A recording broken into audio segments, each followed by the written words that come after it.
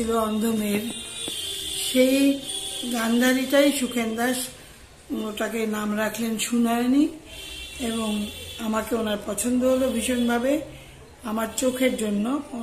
ওদের এত ভালো লেগেছিল, তো সেই সূত্রে আমার সুনয়নী করা। এবং আমি তখনও জানতাম না যে সেই ছবির নায়ক কে হবে।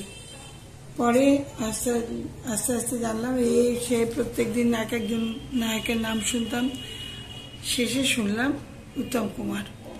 কিন্তু আমার কোনো রিয়াকশন হয়নি, সত্যি কথা বলছি, লোকে বিশ্বাস করে না, কিন্তু আমার কোনো রিয়াকশন হয়নি। কারণ যেটা উত্তম কুমারের সাথে আপনি শেয়ার করছেন, এতে আপনার কোনো রিয়াকশন হয় না? আমার কোনো রিয়াকশন হয়নি, মানে স্বাভাবিক, একদম খুবই স্বাভাবিক ছিলাম। আচ্ছা, কারণ আমার ওদিকে নায়কই ছিল না।